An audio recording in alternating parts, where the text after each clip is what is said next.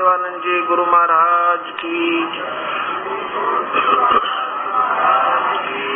सर्व संतों की जय, सर्व भक्तों की जय, धर्मी पुरुषों की, श्री काशी धाम की जय, श्री छुड़ानी धाम की जय, श्री क्रोथा धाम की सत सही।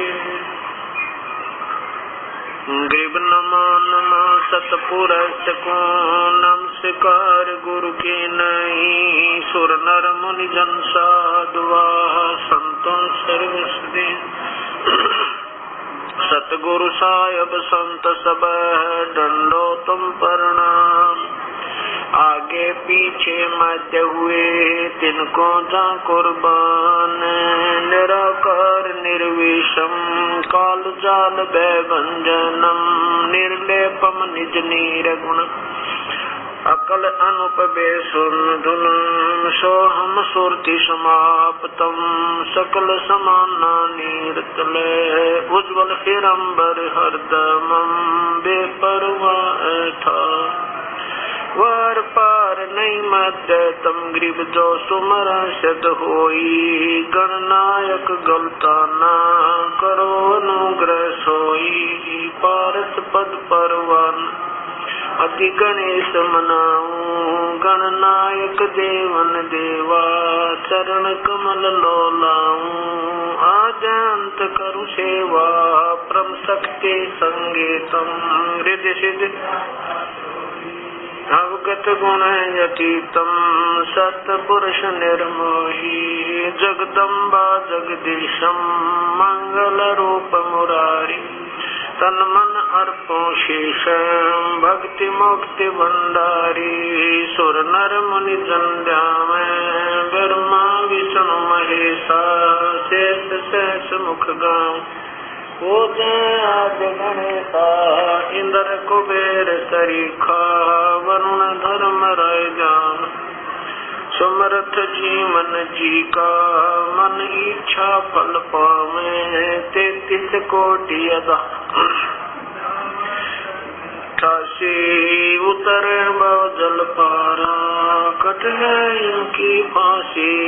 33 कोटि अदारा ध्यान से 88 उतर भव जल पारा, कट है यम की फांसी सत साही।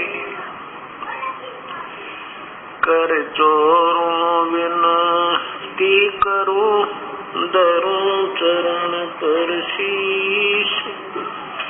गुरु राम देवानंद जी महाराज ने दिया नाम बख्शीश।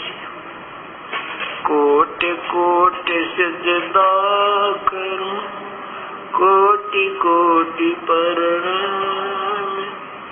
चरण कमल में राखियो में बांधी जमुना। अवगुण किए तो बहुत किए करत न मनिहारे। बावे बंदा बख्श दियो बावे गर्दन उतार। अवगुण मेरे बाप जी बख्शो गरीब नवाज। जो मैं पूत कपूत हूँ बोर पिता कुछ। मैं अपराधी जन्म का नक्शक बड़े विकार। तुम दाता दुखी बंजना मेरी करो सवार। कुत्ता तेरे दरबार का मोतिया मेरा नाम। गले प्रेम की जेवड़ी जाखें जो जाऊं। तो करो तो बावड़ू दूर दूर करो तो जाऊं। जो राखो तो ही रहूं जो देव सुख।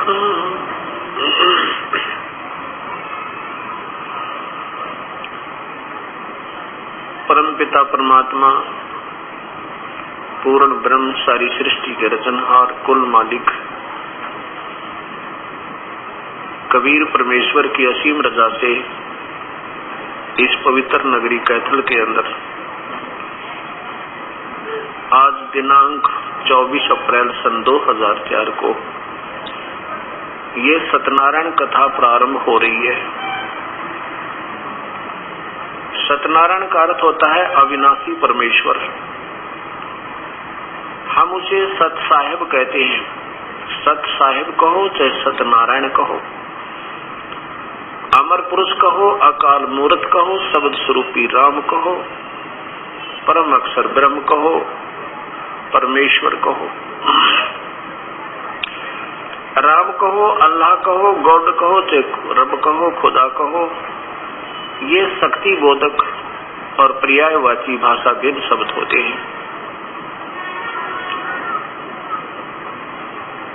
जो प्राणी सत्संग के अंदर आते हैं उनको ज्ञान होता है कि मानो श्री परमेश्वर ने किस वास्ते दिया था, इसका वास्तविक क्या कर्तव्य था, इससे हमने क्या लाभ उठाना था और हम कर क्या रहे थे।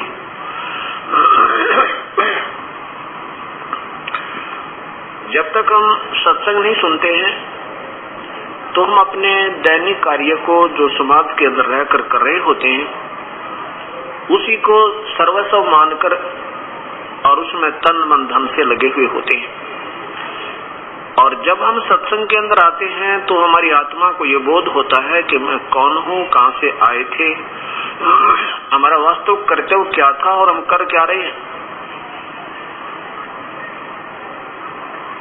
और सत्संग का मिलना ये बहुत ही पुण्य कर्मों के संयोग से हुआ करता है।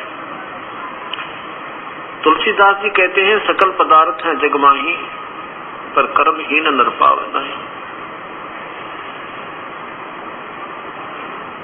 और जो पुण्यात्मा प्रभु की तड़फ में तलाश में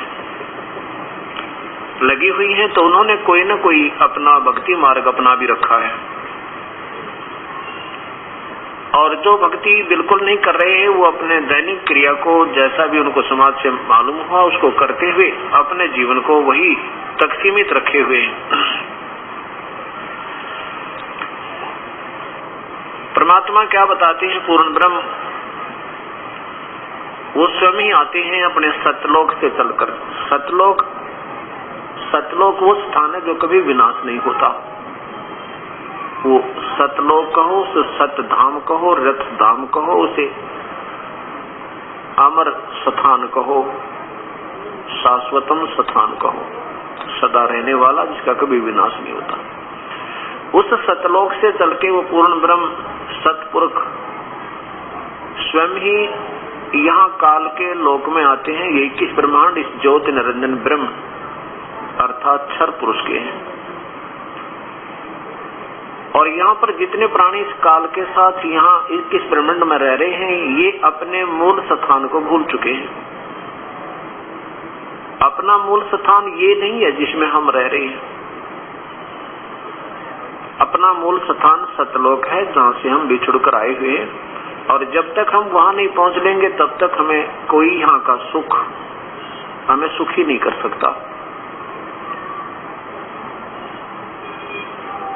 वो जानकारी हमें केवल परमेश्वर स्वयं आकर बता पाते हैं और कोई नहीं बता सकता। उस सतलोक के बारे में न ब्रह्मा को मालूम, न श्री विष्णु को मालूम, न श्री शिव को मालूम, जो यहाँ के 3 लोक के अधीश्वर हैं, एक एक विभाग के मंत्री एक ब्रह्मांड के अंदर है।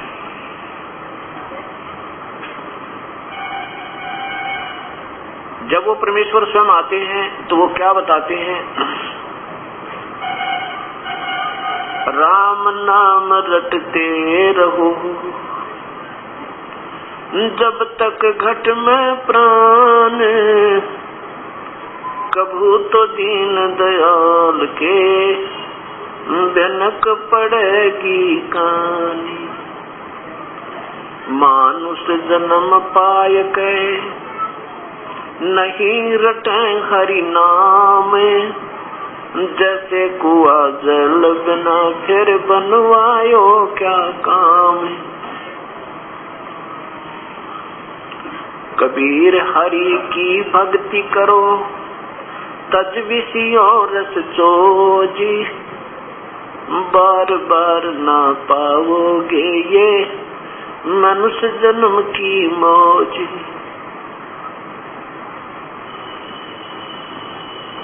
राम रटत कोडी भलो, चू चू पड़े जो चामे, भाई सुंदर शरीर किस काम का, जामक नाही नामे।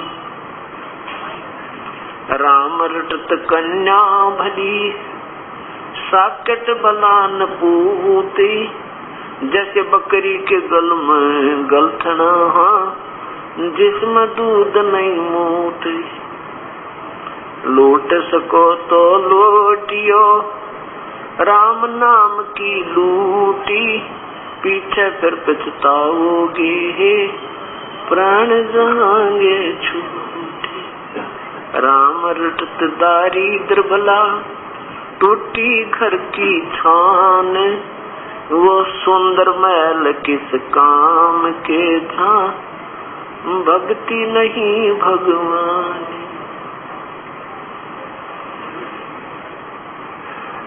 परमपिता परमेश्वर पूर्ण ब्रह्म हमें ये बताना चाहते हैं कि मानुष शरीर पाके जो नहीं रटे हरि नाम, और जैसे कुआ जल बिना फिर बनवाया क्या काम। जैसे जिस कूप में जल ना हो उसका नाम भले ही कुआ है, पर गुण कुएं के नहीं इसमें। इसी प्रकार जो मानुष शरीर प्राप्त प्राणी प्रभु की विधिवत साधना नहीं कर रहे हैं, पूर्ण परमात्मा की शास्त्रानुकूल साधना नहीं कर रहे हैं या बिल्कुल ही नहीं कर रहे हैं, उनके बारे में कहते हैं कि वो प्राणी मानुष शरीर में ऐसे हैं जैसे जल रहित कुआ होता है। मानो नाम अवश्य है, पर मन गुण मनुष्य के नहीं है। मनुष्य का पहला गुण, प्रथम कर्तव्य प्रभु की आराधना और सदकर्म करना। इस चीज का ज्ञान हमें सत्संग माने से होता है, और सत्संग के अभाव से प्राणी ना जाने कितने वो कर्म कर देता है जो इसने नहीं करने चाहिए थे। वो अनजानपने में करता है, इसको ज्ञान नहीं होता। और सत्संग में आने से इसको ज्ञान होता है, जानकारी हो जाती है कि ये कर्म तू जो कर रहा है ये ठीक नहीं। तो परमात्मा हमें बता रहे हैं कि कबीर हरि की भक्ति करो, तज विषयों रस चोज, भाई बार बार ना पाओगे ये मनुष्य जन्म की मौज। इस मानव शरीर में हम कितना सुंदर आहार करते हैं। जब मन चाहे दूध पी ले, मन चाहे जब इच्छा हो उसी समय रोटी खा ले, भूख लगे। गर्मी सर्दी से बचने के लिए हमने पतले और मोटे कपड़ों का भी प्रबंध कर दिया। प्राकृतिक आपदाओं से, आंधी से, तूफान से, वर्षा से, ओलों से, गड़ों से बचने के लिए भी हमने कोई छान डाल लिया, कोई मकान बना लिया, कोठी बना ली। और कोई तकलीफ हो जाती है शरीर में तो हम डॉक्टर से दिखा लेते हैं और राहत पा लेते हैं। और भी कोई मानसिक परेशानी होती है तो एक दूसरे को बताकर अपना दुख रो लेते हैं, हल्का कर लेते हैं। और इतनी सुविधा पाकर के हम प्रभु आराधना नहीं करते, प्रभु की भक्ति नहीं करते, तो परमात्मा हमारे से नाराज हो जाता है। और इतना नाराज हो जाता है कि फिर हम पशु बनते हैं और हमारी जुबान छीन लेता है, बोल नहीं सकते, हम बता नहीं सकते हमारे पेट में दर्द है, हम बता नहीं सकते हमारी टांग दुख है, हम नहीं बोल सकते हमें प्यास लगी है, नहीं बता पाओगे भूख लगी है। और ना जाने कहां कहां जंगल में सह परिवार घूमते रहेंगे, एक सेकंड में कोई हिंसक पशु आएगा, हमारे सह परिवार का विनाश कर जाता है।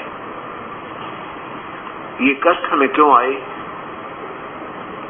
जब हम मानुष शरीर में होते हैं उस समय प्रभु की भक्ति नहीं करते, करते हैं तो मनमुखी करते हैं, जो शास्त्र के विरुद्ध होती है। उन दोनों का ही परिणाम निष्फल होता है, व्यर्थ होता है, गलत होता है। परमात्मा बताते हैं कि जब तो मनुष्य नहीं रहेगा आपके पास, फिर क्या होगा? फिर पीछे तू पशुआ की दीजे बैल बना और 4 पैर जंगल में डोले, तेरा तो नहीं पेट भरे। एक बार विचार करके देखो उस बैल के जीवन पे। पर हम मनुष्य शरीर पाके इतनी सुविधा हो जाती है कि हम सोचते भी नहीं कि कभी हमारे साथ ये पैर टूट जाएंगे, या हमारे ऊपर भी ऐसी समस्याएं पहले भी आई होंगी या आगे भी आ जाएंगी। इस दास को याद है जब छोटा सा था, एक बैल था हमारे, ये उपदेश लेने के बाद वो बातें फिर याद आने लगी। नहीं, पहले तो अपनी गफलत में फिरा करते थे, भक्ति भी करते थे जैसी समाज से ज्ञान था। एक बैल था, उस बैल के पिछले पैर के खुरों में और इतनी लंबी लोहे की कील घुस गई।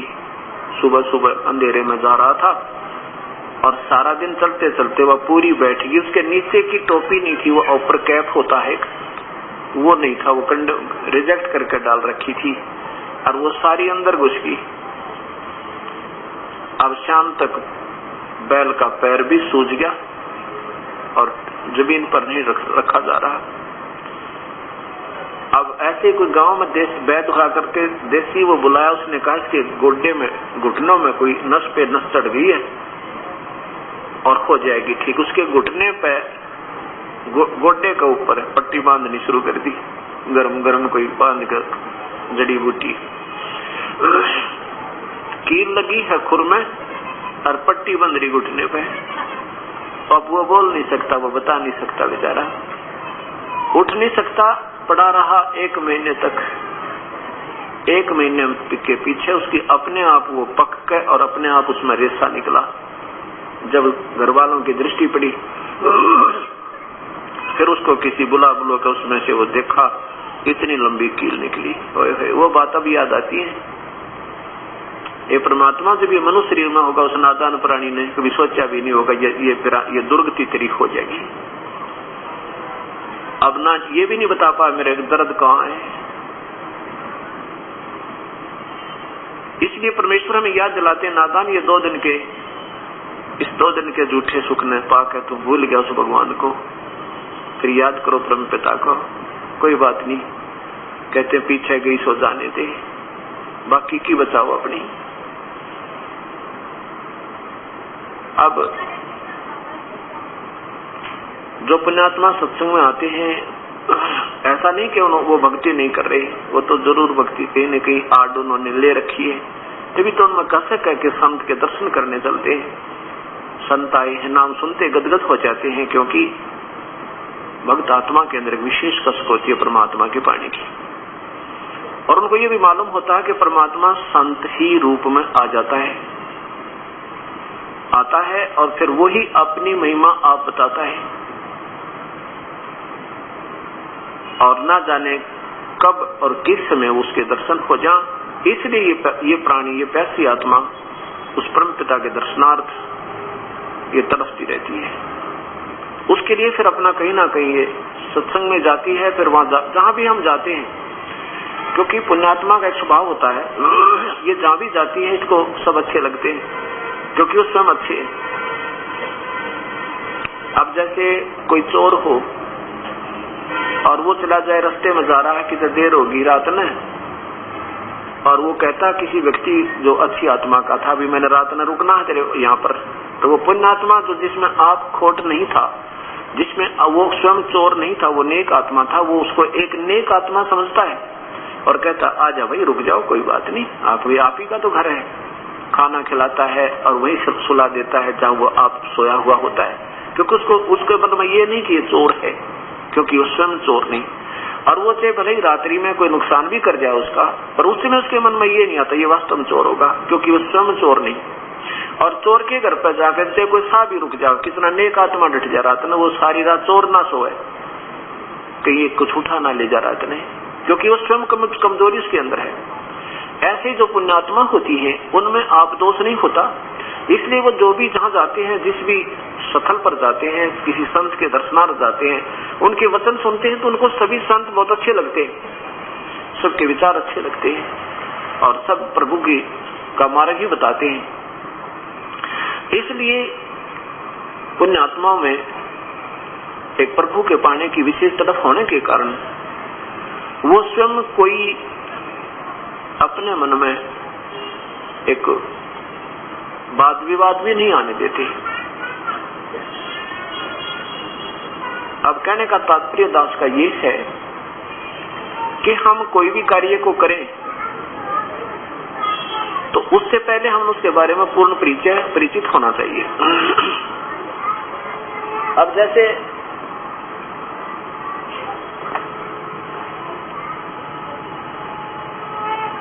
हमने किसी गांव जाना है, किसी शहर जाना है, तो शहर का जाने से पहले 10 आदमियों से तसल्ली करेंगे कि मैंने वहां जाना है, कौन सा रास्ता ठीक है, अगर वहां हम पहली बार जा रहे हैं तो, और फिर प्रस्थान करेंगे। ऐसे कोई बच्चा कोई ट्रेनिंग करता है, कोई कोर्स के लिए तैयारी करता है, तो पहले उसको पूरा ज्ञान हो जाता है कि ये कितने दिन में, कितने महीने, कितने वर्ष का ये ट्रेनिंग कोर्स है, और इससे फिर मुझे लाभ क्या होगा, मेरी कितनी तनख्वाह होगी। तो ऐसे फिर वो जब उसको पूर्ण ज्ञान हो जाता है, फिर वो तन मन धन लगाकर अपनी सिरदर्द की बाजी लगाकर उसको पूरा कर लेता है, तो सफल हो जाता है। ये दास ने क्या देखा कि जैसे मैं भी पहले भक्ति करता था, लेकिन जो पहले हम भक्ति करते थे वो भक्ति हम ऐसी करते थे, ना कोई सिर था ना पैर था, लेकिन आत्मा में परमात्मा की तरफ ज्यादा थी। इस करके चाहे कोई मंदिर में जाना होता मंदिर में जाते थे, या किसी तीर्थ पर कोई संकेत कर देता कि वहां जाने से हमारे बहुत लाभ होते हैं, तब वहां भी पहुंच जाते थे। कोई भगवान श्री राम की पूजा बताता था तो उसकी पूजा भी हृदय से करते थे। श्री कृष्ण का जाप बताते थे, हरे राम हरे कृष्ण, वो भी जाप करते थे, अच्छे लगते थे। और ये दास हनुमान जी का पुजारी था। बचपन से ही, चौथी कक्षा से ही किसी दोस्त ने साथी से पूछा भी कैसे भक्ति करें भगवान की। उसने बता दिया कि मैं तो हनुमान जी का व्रत रखता हूँ मंगलवार का, और 7 बार हनुमान चालीसा करता हूँ। तो इस दास ने भी प्रारंभ कर दिया। मंगलवार का व्रत चौथी कक्षा से प्रारंभ किया था और सन 1988 तक करता रहा। गीता जी का पाठ नित्य किया करता था। जन्माष्टमी का व्रत, क्योंकि हिंदू समाज में जन्म होने के कारण वही शिवपुराण का पाठ, विष्णु पुराण का अध्ययन भी, और जैसे भी अपने धार्मिक शास्त्र में उपलब्ध थे उनको कहीं ना कहीं से पढ़ते रहते थे। इस उद्देश्य से उन्हें लिखा होता था कि इस संवाद को जो पढ़ लेगा उसको ये लाभ होगा, इस संवाद को पढ़ लेगा उसको ये लाभ होगा। तो हमने तो लाभ चाहिए भक्ति का, इसलिए हम पढ़ते रहते थे। कहने का भाव ये है दास का कि जब तक हमने यही नहीं मालूम जो हम भक्ति कर रहे हैं इसका क्या लाभ है और इससे हमें हानि हो रही है या कुछ लाभ हो रहा है, तो हम उसको कर रहे हैं तो वो व्यर्थ बताइए। एक धर्मदास नाम के एक बहुत बड़े धनी व्यक्ति थे। मध्य प्रदेश में एक बांधवगढ़ स्थान है, बांधवगढ़, वहां के वो रहने वाले थे। और वो इतने रईस थे, आज से 550 वर्ष पुरानी बात है, इतने रईस थे कि बांधवगढ़ नरेश धर्मदास जी के पूर्वजों से, यानी उनके पिता से वित्तीय सहायता लिया करते थे जब कोई प्राकृतिक आपत्ति आ जाती थी, जैसे कोई अकाल पड़ जाना या कोई फ्लड आ जाता था। इतना पैसा था उनके पास। भाव ये दास का कहने का कि इतना पैसा, इतना सुख सुविधा होने के उपरांत भी और प्रभु की तरफ जिस पुण्यात्मा में है तो उसके पुण्य कर्मों में कमी नहीं। वो प्यारी आत्मा ने गुरु भी बना रखे थे, श्री रूपदास जी,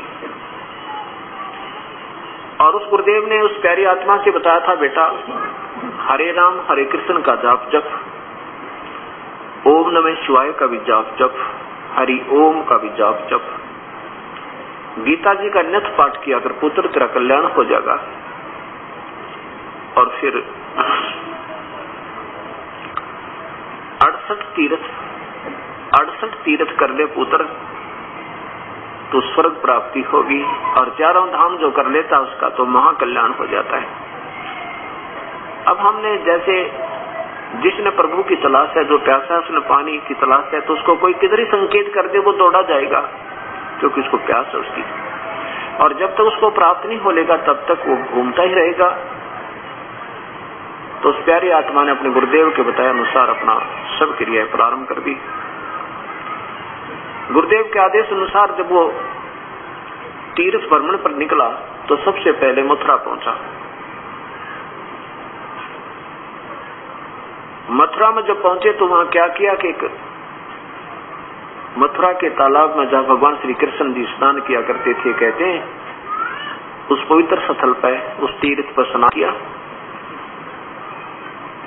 और एक जल का लोटा भर के उसी पवित्र सरोवर से और बाहर अपना रख लिया। फिर साथ में कुछ मड प्लास्टर किया, मिट्टी का लिपाई की, गाय का गोबर मिला के कुछ क्षेत्र को लीपा। फिर उसके ऊपर एक सफेद सवत चादर बिछाई, खूब साफ की हुई। उसके ऊपर पहले कर्म कांड किया। भगवान श्री कृष्ण जी की मूर्ति अर्थात विष्णु जी की, ठाकुर जी की मूर्ति को एक सुंदर प्लेट पर रख के उसको नहलाया साफ पानी से। फिर पुराने कपड़े निकाल के अलग रख दिए थे, फिर नहलाया, फिर स्वच्छ कपड़े पहनाए, फिर कंठी डाली, तिलक लगाया, मुकुट रख दिया और फिर धूप दीप लगा के गीता जी का पाठ प्रारंभ किया। इतने में वो पूर्ण परमात्मा, पूर्ण ब्रह्म, सारी सृष्टि के रचनहार, कुल मालिक कबीर साहब, उसमें वो काशी में एक जुलाहे का रोल कर रहे थे। वहां आकर बैठ के उस प्यारी आत्मा से ज्यादा 20 या 30 फुट की दूरी पे और बड़े ध्यान पूर्वक देख रहे हैं उसकी क्रिया को, धर्मदास जी की क्रिया को। जब धर्मदास जी ने देखा कि ये और क्या स्वरूप बना रखा था परमेश्वर ने, एक जिंदा महात्मा का। जिंदा महात्मा कैसे होते हैं? मुसलमानों में होते हैं जिंदा महात्मा संत। उनकी एक ही जो ना ओवरकोट पहनते हैं, ऊपर पूरा एक कोट टाइप सा, चोगा बोलने उसने, नीचे घुटनों से नीचे तक का होता है, पिंडलियों तक, और वो पहन रखा, और कच्चा होता है घुटनों से ऊपर तक, लंबे लंबे कच्चे जैसे सरदार पहना करे, और सिर पे टोप छोटा सा से काला लंबे चोटे का। ये वेशभूषा उन संतों की होती है जिनको जिंदा महात्मा कहते हैं, जिंदा संत कहते हैं, साधु कहते हैं। उस जिंदा वाले महात्मा में के रूप बनाकर परमात्मा उस प्यारी आत्मा के पास उसकी क्रिया देखने के लिए बैठ गया, विराजमान हुआ। जब वो धर्मदास ने देखा कि ये मुसलमान होकर और तेरी पूजा को देख रहा है, तो इससे लगता है कि अच्छी आत्मा है, हो सके तेरी बात को मान के ये सत भक्ति कर लेवे, और गीता जी जैसा शास्त्री पृथ्वी पर नहीं है, ऐसा वो समझाना चाहता है। इसलिए गीता जी के पाठ को ऊंचे ऊंचे सुर में पहले संस्कृत पढ़े, ऊर्ध्व मूलम अधः शाखम, और फिर हिंदी, फिर उसकी हिंदी पढ़े। ऐसे पढ़े कि ये सामने वाला अट्रैक्ट हो जाए और ये लग जा सत भक्ति पे। अब चक्कर क्या पड़ा हुआ है कि हिंदू तो समझते हैं मुसलमानों की भक्ति गलत, और मुसलमान समझते हैं हिंदू गलत साधना करते हैं, और ईसाई समझते हैं कि हम श्रेष्ठ, ठीक, हमारी साधना ठीक है, और सिख समझते हैं हम पूजा जो करें सर्वश्रेष्ठ है। अब देखो, यही बात इस 4 दिन में निर्णय होगा कि जो पुण्यात्मा कंटिन्यूस लगातार सुन लेगी उसको कोई संशय नहीं रहेगा साधना क्या होती है। साधना तो एक ही है और वो श्रेष्ठ ही है अगर वो मिल जाता है। जब तक हमें वो नहीं मिलती तब तक हम एक दूसरे को अश्रेष्ठ, अपने को श्रेष्ठ मानते रहते हैं। ये हमारी अल्पज्ञता होती है क्योंकि हम अपने चारों धर्मों के पवित्र शास्त्रों को नहीं समझ पा रहे। अब वर्तमान में उनमें क्या अनमोल खजाना दबा हुआ है, जिसके कारण हम नाना प्रकार की अपनी सोच बनाकर उस पर आधारित हो चुके हैं और उन मूल शास्त्रों से हम दूर हो लिए। अब धर्मदास जी ने जब अपनी सारी क्रिया कर ली और गीता जी का पाठ करके अपना बंद हुए, समापन किया। ठाकुर जी की मूर्ति को अपने गठड़ी में बांध लिया। तब परमेश्वर कबीर परमात्मा एक जीव का रूप बना के एक साधारण भक्त के रूप में बोलते हैं। कहने लगे, हे वैष्णव महात्मा, वो परमात्मा एक जीव को तो महात्मा कहते हैं, अपने आप को एक तुच्छ जीव बताते हैं। क्या कहते हैं कि हे महात्मा, मैं बहुत भ्रम लिया हूं, मुझे अभी तक सत मार्ग नहीं मिला भक्ति का।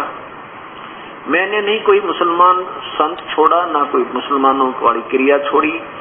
मैंने हिंदुओं के महापुरुषों से भी संपर्क किया, ईसाइयों के जो संत हैं उनके पास भी मैं पहुंचा हूं, लेकिन अभी तक मेरे मन की, मेरी आत्मा की संतुष्टि नहीं हो पा रही कि भक्ति मैं कर रहा हूं, ठीक हूं।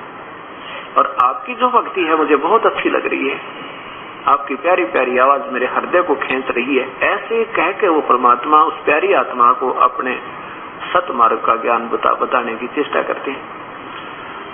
इन बातों को सुनकर धर्मदास बड़ा प्रसन्न हुआ कि एक मुसलमान होकर के और मेरी क्रिया को बड़ा अच्छी बता रहा है। तो बताने लगा, कहने लगा, जिंदा बैठ जा, तेरे भाग बड़े जो आप मुसलमान होकर के और मेरी बात को सहन कर लोगे, बताऊंगा, उसको सुनोगे। तब उस प्यारी आत्मा परमात्मा ने कहा कि धर्मदास कहने लगा, भाई देखो महात्मा जी, हमने तो अपना जीवन कल्याण चाहिए। आज हम मुसलमान हैं, कल ना जाने हम किस जन्म में होंगे। आज हम हिंदू हैं, ना जाने कल किस मजहब में हमारा जन्म होगा। अगर आत्म कल्याण नहीं हुआ तो ये मजहब और ये हमारी जाति और ये शरीर सब व्यर्थ रह जाओगे। मैं तो इस उद्देश्य से निकला हूं कि मेरा कल्याण हो, चाहे किसी भी साधना से हो जाए, मुझे तो प्रभु चाहिए। आज हम हिंदू हैं, कल पशु बन जाएंगे। आज हम मुसलमान हैं, कल हम पशु बन जाएंगे।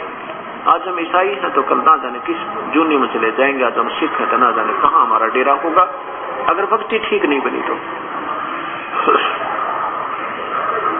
धर्मदास इस बात से बड़ा प्रभावित हुआ और कहने लगा, बैठ जा, मैं बताता हूँ आपको भक्ति। कान जी बताइए। मैं ना गीता जी का पाठ करते नित्य हूँ, और गीता जी एक ऐसा पवित्र शास्त्र, इसके बराबर इसके तुल्य पृथ्वी पर शास्त्र नहीं है। और एकादशी का व्रत रखता हूँ। मेरे गुरुदेव ना 68 तीर्थ करने की सलाह दी है, मेरे को आदेश दिया है, और उनके आदेश अनुसार मैं इन 68 तीर्थों पर भ्रमण के लिए निकला हुआ हूँ। श्री राम कृष्ण का जाप जपता हूँ, ओम नमः शिवाय का जाप जपता हूँ, शिवलिंग की पूजा करता हूँ। और फिर क्या कहा कि हम कोई जीव हिंसा नहीं करते। जिंदा जीव हिंसा माने वो कहना चाहते थे कि तुम मांस खाते हो मुसलमान, और हम हिंदू मांस नहीं खाते। और जो मतलब कहा नहीं सीधा, पर डायरेक्ट इसका संकेत ही था। कहने लगे, जो जीव हिंसा करते हैं ना, वो कभी सफल नहीं हो सकते, उनका जीवन तो बिल्कुल व्यर्थ जाता है, उनको तो पाप बहुत लगते हैं।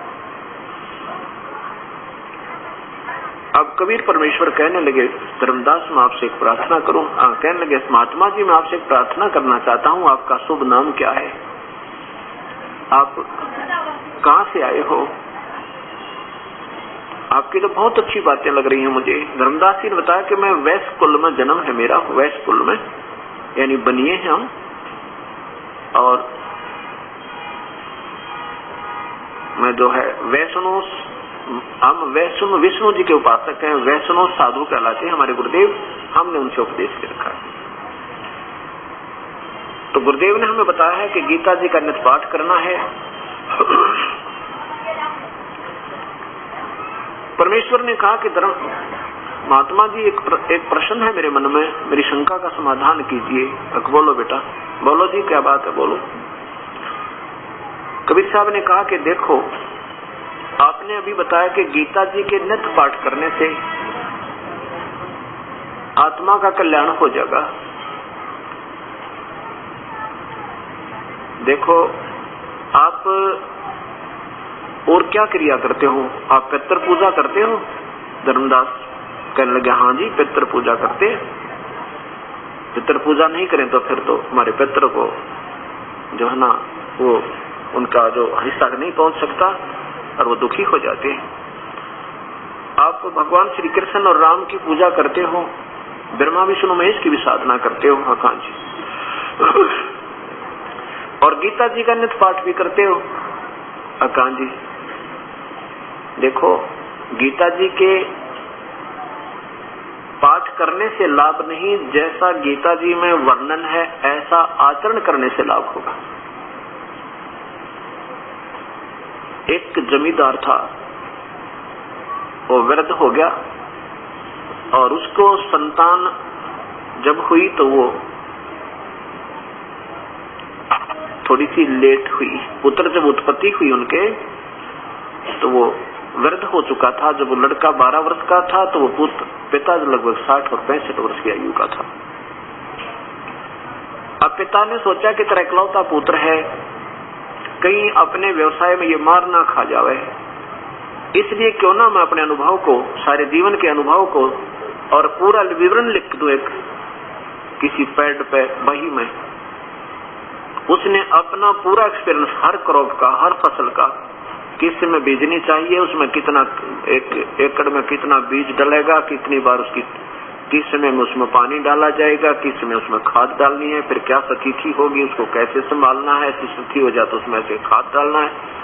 तो सब कुछ लिख के और एक पूरी बही के अंदर यानी पैड में लिख दिया और कहा पुत्र इस पैड को पढ़ना और इसके अनुसार बेटा खेती करना, तू अपना व्यवसाय करना, तो सफल रहेगा। अब एक बात बताओ धर्मदास जी, परमात्मा पूछ रहे हैं उस प्यारी आत्मा से कि अगर वो जमींदार का पुत्र उस लिखे हुए लेख को, पिताजी के द्वारा लिखे अनुभव को डेली पढ़े और ऐसा करेगा नहीं जैसा उसमें वर्णन है, तो क्या होगा? क्या वो धनी हो जाएगा? क्या उसका कल्याण होगा, उसको लाभ होगा? धर्मदास जी कहने लगे नहीं जी, बिल्कुल नहीं हो सकता, वो तो भूखा मरेगा।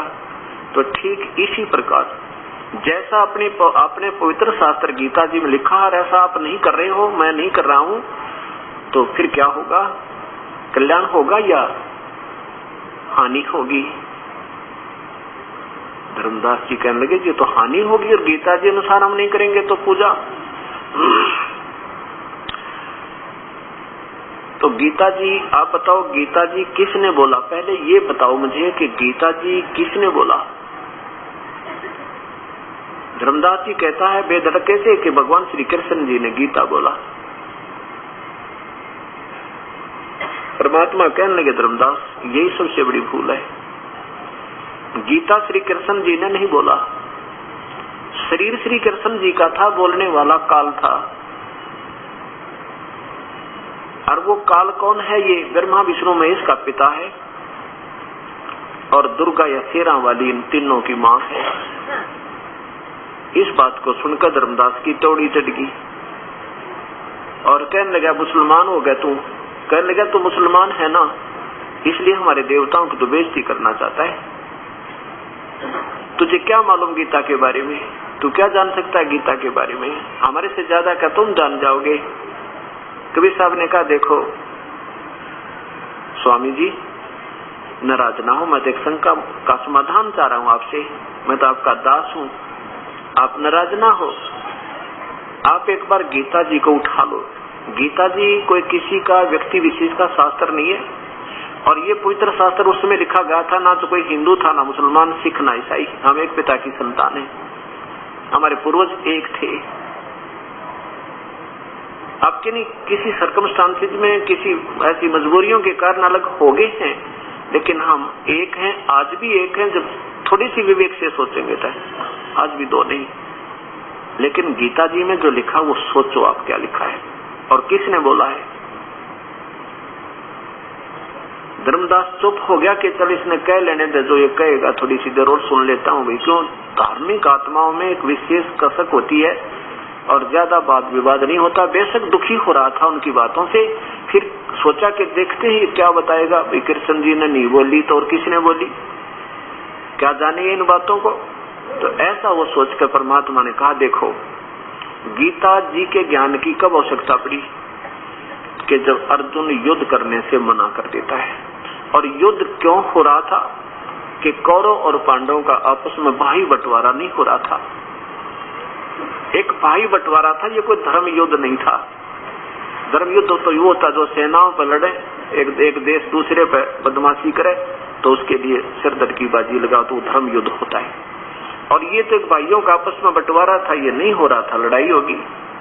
और जब युद्ध दोनों का बंटवारा नहीं हो रहा था तो भगवान श्री कृष्ण 3 बार गए थे शांति दूत बनकर, और दोनों को समझा रहे थे भैया लड़ाई ठीक नहीं, युद्ध बहुत बुरी चीज होती है।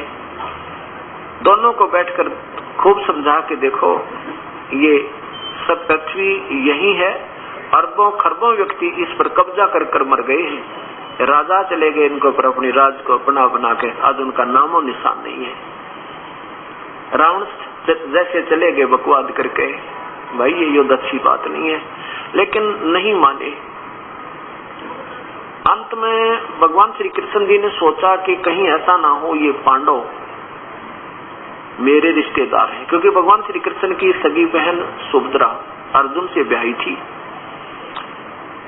तो भगवान श्री कृष्ण ने सोचा कि कई पांडव तेरा सहारा पाकर और युद्ध न करने में राजी ना हो, और इसलिए ये युद्ध के लिए तत्पर हो रहे हैं, अपनी जिद पर अड़े बैठे हैं।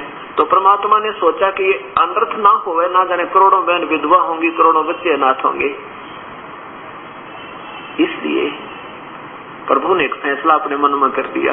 तीसरी बार जो मीटिंग की उन दोनों की, कौरव और पांडव की, क्या कहा परमेश्वर ने कि भी देख लो तुम नहीं मान रहे हो, तुम तो दोनों जिद पकड़ गए और ये जिद अच्छी नहीं तुम्हारी।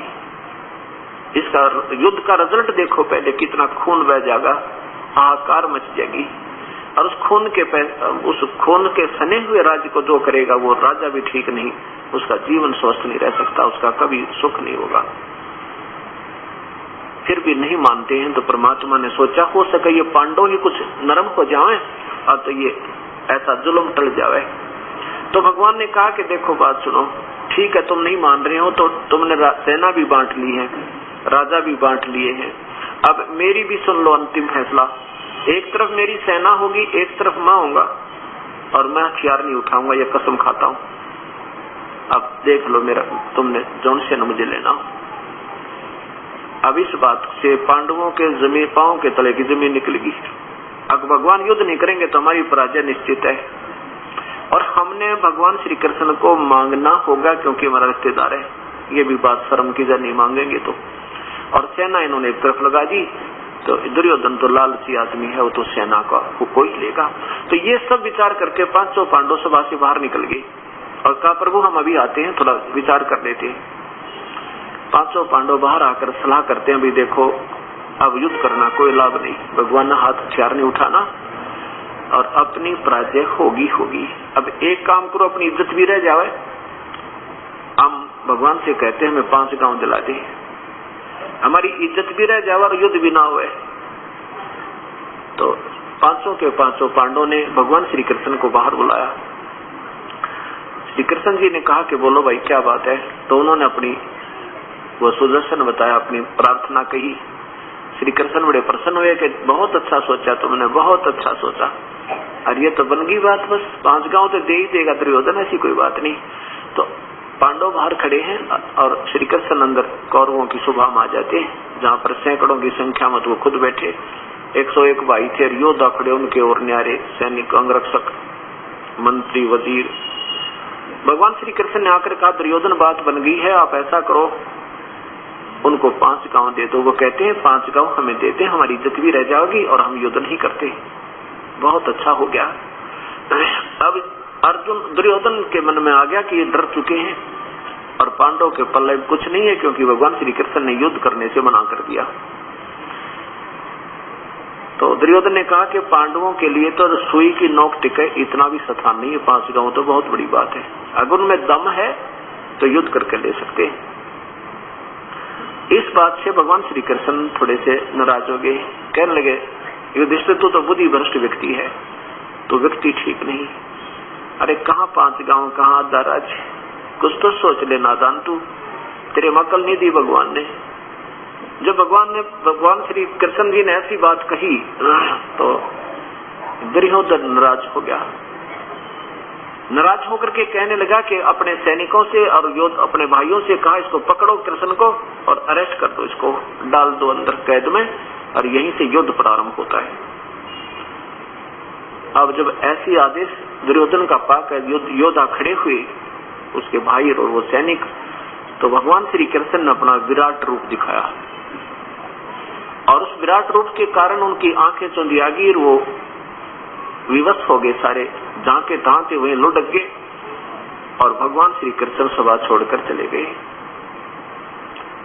अब यहां विचार करना, जब गीता जी का ज्ञान दिया जा रहा था उस समय क्या होता है कि जब अर्जुन ने युद्ध करना मना कर दिया तो श्री कृष्ण अगर अपने होश में होते तो कह देते, भाई धन्य तेरे माता पिता ने, चलो कुछ नहीं बिगड़ा, अभी तक कुछ भी नहीं गया है। जबकि दुर्योधन अर्जुन कहता, परमात्मा मैं नहीं लड़ूंगा, युद्ध मैं बिल्कुल नहीं करूंगा, चाहे मुझे 3 लोक का भी राज कोई देना तो युद्ध नहीं करूंगा। क्यों नहीं करूंगा? क्योंकि सामने ये हमारे रिश्तेदार खड़े, काके ताऊ चाचे ताऊओं के रिश्तेदार कोई दूर नहीं होते, बहन भाई सब साथ ही रहते हैं, सामने मेरे भतीजे खड़े। अब इनको आज मैं मारूंगा जिनको सीने से लगाए फिरा करता था, कल तक इनको लाड किया करता था, प्यार करता था, ना जाने करोड़ों बहन विधवा होंगी, करोड़ों बच्चे अनाथ होंगे, मैं युद्ध नहीं करूंगा भगवान, ये मेरी पक्का फैसला हो गया। और वहां फिर श्री कृष्ण कहे कि तो युद्ध कर ले अर्जुन, तो ये बात फिर न्याय संगत नहीं, जची नहीं है। ऐसे महापुरुष ने आज तक पूरे इस संसार के इतिहास में आज तक ऐसा रथ नहीं करवाया, तो श्री कृष्ण जी ने ऐसा काम, ये जुल्म नहीं करवाया। आपकी थोड़ा सा देर तो समझ में आओगी, क्योंकि यह कहानी बड़ी जटिल बन गई, सारा ही ज्ञान हमारे से सत्य ज्ञान दूर हो गया, दंत कथाएं हमने सुनी है, वास्तविक ज्ञान तत्व ज्ञान हमारे पास नहीं पहुंचा। इस कारण से आपने एक बार ये ऐसा लगेगा जैसे ये दास सारी झूठ कह रहा है, और जब ध्यानपूर्वक सुनोगे तो ये सारी सत्य होंगी, जो सुना था वो आपका असत्य होगा, आपके सामने प्रमाण होगा। तो भगवान श्री कृष्ण ने अगर अपने होश में होते तो वो मना कर देते, चलो नहीं युद्ध करते। उसी समय जब काल ने देखा, उस ज्योत स्वरूप निरंजन ने, जो उसने कसम खाई है कि मैं ज्यों का तू तो सामने आऊंगा नहीं, लेकिन सब में प्रवेश करके, किसी में गुप्त रूप में आकर, किसी का आकाशवाणी करके, चाहे किसी में प्रेत की तरह प्रवेश करके, उसने सारे काम वही करवाता अपने 21 ब्रह्मांड में। तो उसी समय वो काल अपने 21वें ब्रह्मांड से चलकर ज्योत स्वरूप निरंजन श्री कृष्ण में प्रवेश कर गया। ज्योत, वो काल जो है 1000 भुजा का भगवान है, ब्रह्मा विष्णु महेश केवल 4 भुजा के भगवान है, और दुर्गा 8 भुजा की देवी है। अब क्या होता है कि जब गीता जी का ज्ञान सुनाया जा रहा था काल के द्वारा, ज्योत निरंजन के द्वारा, तो उस समय उन्होंने विराट रूप दिखाया कि अर्जुन देख ले, ये है मेरा वास्तविक स्वरूप, और ये मेरा वास्तविक स्वरूप है जो आज से पहले किसी ने को मैंने नहीं दिखाया था, तेरे सिवाय मेरा विराट रूप तेरे बिना किसी ने नहीं देखा था। अब ये देखिएगा, पवित्र गीता जी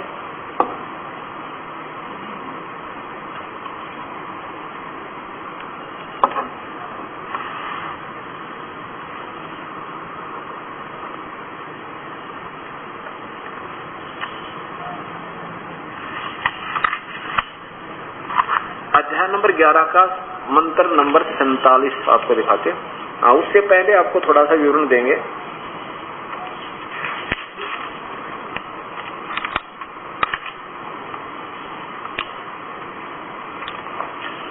कि ये काल बोल रहा था, श्री कृष्ण नहीं बोल रहा था उस समय, क्योंकि भगवान श्री कृष्ण ने पहले कभी नहीं कहा मैं काल हूं, बाद में कभी नहीं कहा मैं काल हूं। उस समय क्यों कहा मैं काल हूं? क्योंकि वास्तव में श्री कृष्ण की आत्मा नहीं काल बोल रही, काल की आत्मा बोल रही थी। और वो देखिएगा 1000 भुजा का भगवान है काल, और श्री ब्रह्मा विष्णु महेश केवल 4 भुजा के हैं। ये देखिएगा, अब 32वां श्लोक देखो पहले, जिसमें स्वयं स्वीकार कर रहा है कि मैं काल हूं और सबको खाने के लिए अब आया हूं। अध्याय नंबर 11 का और श्लोक नंबर नीचे देखिए, 32। बड़ा हुआ लोकों का नाश करने वाला बड़ा हुआ काल महाकाल हूँ। वैसे संस्कृत काल लिखा है, काल हूँ, मैं काल हूँ। इस समय इन लोकों को नष्ट करने के लिए प्रवृत्त हुआ हूँ। इसलिए जो प्रतिपक्ष की सेना में सतीश योद्धा लोग हैं, वो तेरे बिना भी, यानी तू ना लड़ेगा तो भी इनको मैं मार डालूंगा, वे सब तेरे बिना भी नहीं रहेंगे, अर्थात तेरे युद्ध न करने से भी इन सब का विनाश हो जाएगा। स्पष्ट हो रहा है कि काल हूँ, काल स्वयं स्वीकार कर रहा, मैं काल हूँ। और फिर 46वें श्लोक में स्वयं अर्जुन कह रहा है कि हे भगवान, हे सहस्र बाहु, 1000 भुजा के भगवान, मैं वैसे ही आपको मुकुट धारण किए हुए, हाथ में गदा और चक्र हाथ में लिए हुए देखना चाहता हूँ। इसलिए हे विश्वरूप सहस्र बाहु, सहस्र बाहु का अर्थ होता है 1000 भुजा वाले भगवान। सहस्र बाहु 1000 भुजा वाले भगवान उसी चतुर्भुज रूप में प्रकट होइए। आगे नीचे देखो 47 में।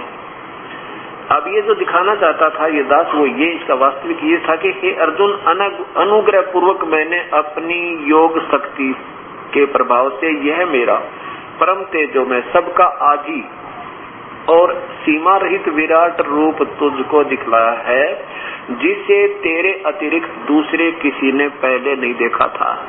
अब देखो क्या कहता है, तेरे अतिरिक्त पहले किसी ने नहीं देखा था। अगर श्री कृष्ण बोल रहे होते तो ये नहीं कहते कि तेरे बिना पहले मेरा यो विराट रूप किसी ने नहीं देखा था, क्योंकि वो भगवान श्री कृष्ण तो कौरों की सभा में दिखा चुके थे। अब ये प्रश्न हुआ, एक तो ये प्रमाण हुआ कि ये काल बोल रहा था, प्रभु कृष्ण नहीं बोल रहे थे। वो तो एक प्यारी आत्मा थी जिनके पास पशु भी प्यार पाते थे, पक्षी भी प्यार पाते थे, और सब ग्वाल बाल आकर के सुध बुध भूल जाया करते थे। वो काल नहीं था। ये काल जो है ज्योतिर्नंदन, ये क्या करता है, जैसे एक प्रेत आत्मा दूसरे किसी के शरीर में, ओरिजिनल आत्मा वाले शरीर में प्रवेश कर जाती है और उस ओरिजिनल आत्मा को वो दबा के स्वयं बोलती रहती है, और जब वो निकल जाती है प्रेत आत्मा, तो उस बोलने वाले ने कुछ नहीं मालूम होता तू क्या कह रहा था। वो तो और ही बताते हैं, तू ऐसे बोला था, तू ऐसे बोली थी, तू ऐसे कह रहा था। तो 2-4 बातें उसको बाद में याद हो जाती हैं, फिर उस समय बता देता मैं ऐसे बोला था, ऐसे बोला था। अब दूसरा प्रश्न ये आता है, क्या कहा करते ये नादान संत, पहले हम जिनसे पूछा करते थे कि भगवान श्री कृष्ण ने ऐसा जुल्म क्यों करवाया। जब वो मना करे अर्जुन रोए, पढ़ के देखो गीता जी को। अर्जुन जैसा योद्धा भयंकर रूप देख कर उस काल का डर रहा है, हाथ जोड़कर कांप रहा है, कहते मेरे देखा नहीं जाता प्रभु, अब अपने उसी रूप में आ जाओ।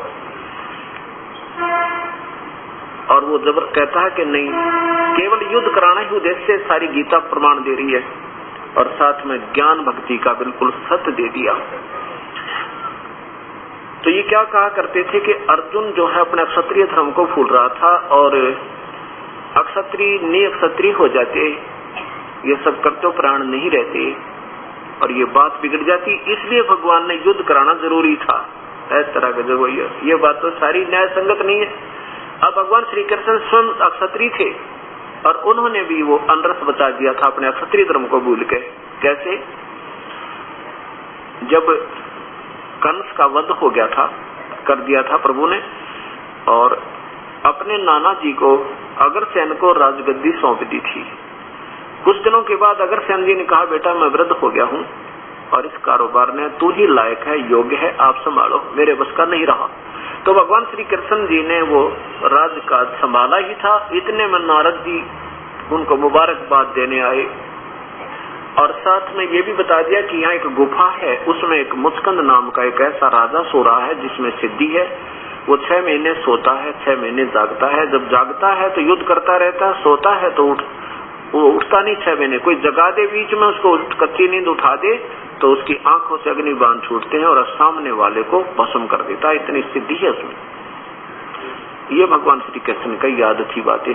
इतने में काल्यवन नाम के एक राजा ने मथुरा पर धावा बोल दिया 18 करोड़ सेना लेकर, 18 करोड़। अब भगवान श्री कृष्ण और काल्यावन की सेना आमने सामने खड़ी होगी। अब श्री कृष्ण ने देखा कि तो बहुत बात बिगड़ जाएगी। ठीक है, वो सेना उनकी ज्यादा है, पर हम भी अपने पीछे नहीं हटेंगे। मेरे सैनिक भी ना जाने कितनी बहन विधवा होंगी, ना जाने कितने बच्चे अनाथ होंगे। क्यों ना इसका काम दूसरे ढंग से कर दूं। वो नारद वाली बात याद आएगी और कहा उस काल्यावन से कि आ मेरे साथ, तू नीचे उतर, आप मेरे साथ आकर युद्ध कर। अब जो ही काल्यावन युद्ध के लिए रथ से नीचे कूदा तो भगवान भाग लिए, उस रण छोड़कर भाग गए। उसके बाद भगवान श्री कृष्ण को रण छोड़ भगवान कहने लगे और जाकर उस गुफा में प्रवेश करके जिसमें मुस्कंद सोया था, मुस्कंद पर जाकर के अपना वो पीतांबर डाल दिया जो साथ सदर रखा करते थे भगवान। काल्यावन ने जाकर देखा कि और उस सोए हुए मुस्कंद पर कपड़ा डालकर आगे गुफा में चले गए। गहरे थोड़ा सा अंधेरा बहुत था। अब काल्यावन ने सोचा कि कृष्ण जी यहाँ पर छुपकर सो गया है। श्री कृष्ण समझकर मुस्कंद की टांग पकड़ कर ऐसे मरोड़ा और कहा, खड़ा हो कायर, तुझे ऐसे थोड़ा छोड़ूंगा मैं। मुस्कंद को दर्द हुआ, उसको पीड़ा हुई तो आंख खुली, वो निंद्रा भंग होगी। जो ही उठा तो सामने अग्नि बाण छूटे, काल्यावन का वध हुआ। भगवान श्री कृष्ण ने पकड़ कर काल्यावन की टांग और घसीट कर कुत्ते की तरह उनकी सेना के सामने पटक दिया। अब उसमें राजा की मृत्यु, सेना की हार होती थी।